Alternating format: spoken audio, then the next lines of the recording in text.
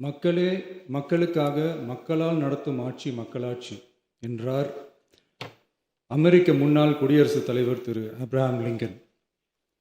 இன்றைக்கு அமைந்துள்ள மக்களாட்சி மலர்வதற்கு மக்களிடம் உள்ள பெரும் எதிர்பார்ப்பு, அவர்களுடைய எதிர்பார்ப்புகளை இப்பேரவையின் கவனத்திற்கு கொண்டு வந்து அதனை செயல்படுத்துவதற்கான திட்டங்களை, சட்டங்களை அமல்படுத்த வேண்டிய பொறுப்பு இப்பேரவைக்கு உள்ளது.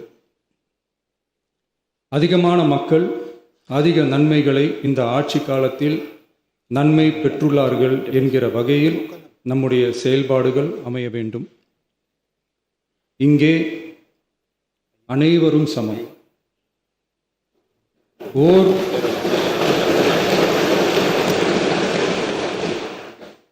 ஓர் உறுப்பினரை கொண்ட கட்சிகள் இங்கே இடம் பெற்றிருந்தாலும் அவர்களுடைய கருத்துகளுக்கும் அதிக எண்ணிக்கை பெற்ற தமிழக வெற்றி கழக உறுப்பினர்கள் தெரிவிக்கும் கருத்துகளுக்கும் சமமாகவே மதிப்பளிக்கப்பட்டு நல்லவை ஏற்கப்பட்டு